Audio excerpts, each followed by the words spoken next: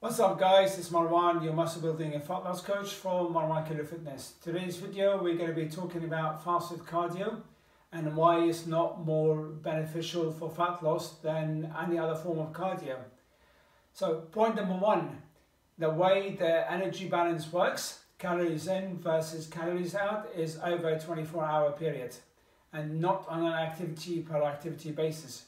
So whether it's 5 o'clock in the morning or 6 o'clock in the afternoon, until 6 o'clock the next day, nobody knows, but it's over a 24-hour basis.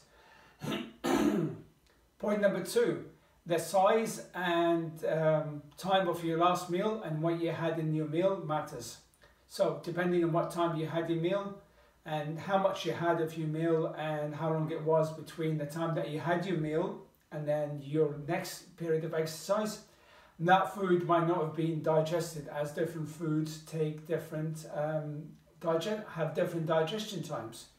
Point number three, the body will regulate the amount of fat that you lose at any one time. So if it finds that it's losing more body fat than it's able to store, then it will hold the use of fat for energy, and then it will use protein, which is bad if you want to keep all your muscles. And finally, point number four is cortisol at its highest in the morning.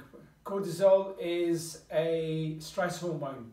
Now, the more stress you have, the more body fat that you have. And when it comes to losing body fat, now it becomes very important to manage your hormones effectively. And definitely cortisol is one of those, because you're already in a calorie deficit, so it's going to make it harder for you because you haven't eaten and you'll be doing exercise to recover, and then on top of that you've got to go and do your weight session. So if anybody told you that they lost fat because they've been doing cardio in the morning before their exercise, before their breakfast, they don't know what they're talking about, okay?